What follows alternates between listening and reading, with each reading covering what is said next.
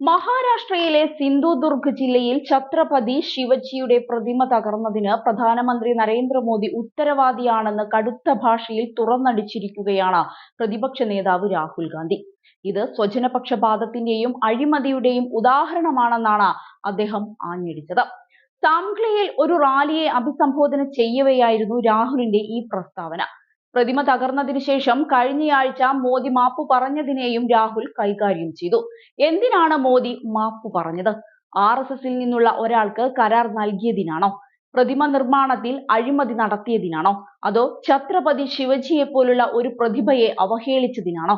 കാരണം എന്തു തന്നെയായാലും പ്രധാനമന്ത്രിയും BJPയും അവരുടെ പെരുമാറ്റത്തിനും അഴിമതിക്കും മഹാരാഷ്ട്രയോട് മാപ്പു പറയണം.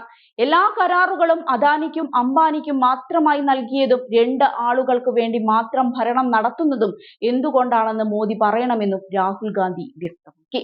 പ്രതിഷേധങ്ങൾ കാരണം പിൻവലിച്ച കർഷക വിരുദ്ധ നിയമങ്ങൾക്ക് പ്രധാനമന്ത്രി മാപ്പു പറഞ്ഞിട്ടില്ലെന്നും നോട്ട് നിരോധനത്തിനും തെറ്റായ ചരക്ക് സേവന നികുതിക്കും മോദി മാപ്പു പറയണമെന്നും രാഹുൽ ആവശ്യപ്പെടുന്നുണ്ട്. വടക്കുകിഴക്കൻ സംസ്ഥാനം BJP തന്നെ കത്തിച്ചതിനാൽ ആഭ്യന്തര യുദ്ധ സമാനമായ സാഹചര്യം നേരിടുന്ന മണിപ്പൂരിൽ പ്രധാനമന്ത്രി സന്ദർശനം നടത്തിയില്ലെന്നും രാഹുൽ കുറ്റപ്പെടുത്തി. മോദി ദശകം എന്നറിയപ്പെടുന്ന കാലഘട്ടത്തിൽ RSS സ്ഥാപനങ്ങൾ പിടിച്ചെടുക്കിയത് സംബന്ധിച്ച് കോൺഗ്രസ് MP ദീർഘമായി സംസാരിച്ചു. തിരഞ്ഞെടുപ്പ് കമ്മീഷൻ, വിദ്യാഭ്യാസ സ്ഥാപനങ്ങൾ, നിയമ സംവിധാനം, ബ്യൂറോക്രസി എന്നിങ്ങനെ കഴിയുന്നിടത്തെല്ലാം അവർ തങ്ങളുടെ ആളുകളെ നട്ടുപിടിപ്പിച്ചു.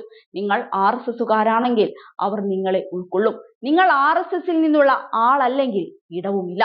ഈ വർഷാവസാനം നടക്കാനിരിക്കുന്ന മഹാരാഷ്ട്ര നിയമസഭാ തിരഞ്ഞെടുപ്പ് വിദ്വേഷത്തിന്റെയും ഭിന്നിപ്പിന്റെയും രാഷ്ട്രീയവും എല്ലാവരെയും ഉൾക്കൊള്ളുന്ന രാഷ്ട്രീയവും തമ്മിലുള്ള പ്രത്യയശാസ്ത്രപരമായ പോരാട്ടമാണെന്നും രാഹുൽ ഗാന്ധി ഈ അവസരത്തിൽ പറഞ്ഞു. ബാബാ സാഹേബ് അംബേദ്കറും ജ്യോതിബായി ഫൂലെയും ശിവജിയും അവരുടെ കാലത്ത് ചെയ്തതാണ് ഇന്ന് തന്റെ പാർട്ടി ചെയ്യുന്നത്. നിങ്ങൾ അവരെ വായിക്കുകയും അവരുടെ ആശയങ്ങൾ തിരിച്ചറിയുകയും ചെയ്താൽ അത് BJPയുടെ ദൈനംദിന ആക്രമണത്തിന് വിധേയമാണെന്നും മനസ്സിലാകും. വരുന്ന നിയമസഭാ തിരഞ്ഞെടുപ്പ് പ്രചരണ വേളയിൽ ആവശ്യമുള്ളിടത്തെല്ലാം താനുണ്ടാകുമെന്നും രാഹുൽ ഗാന്ധി പറഞ്ഞു. അതേസമയം ശിവജിയുടെ 35 അടി വലിപ്പമുള്ള പ്രതിമ തകർന്നു വീണത് വലിയ വിവാദത്തിനാണ് മഹാരാഷ്ട്രയിൽ വഴി തുറന്നത്. നിയമസഭാ തിരഞ്ഞെടുപ്പ് അടുത്തിരിക്കെ പ്രതിപക്ഷ പാർട്ടികൾ സർക്കാരിനെതിരായ ആയുധമാക്കിയിരിക്കുകയാണ് ഈ സംഭവം. കഴിഞ്ഞ വർഷം ഡിസംബറിലാണ് പ്രധാനമന്ത്രി നരേന്ദ്രമോദി ഛത്രപതി ശിവജിയുടെ പ്രതിമ അനാച്ഛാദനം ചെയ്തത്. 1 വർഷം തികയും മുൻപേ പ്രതിമ തകർന്നു വീഴുകയായിരുന്നു. പ്രതിമ തകർന്നതിന് പിന്നാലെ മഹാരാഷ്ട്രയിൽ രാഷ്ട്രീയ വിവാദം ഉടലെടുത്തു.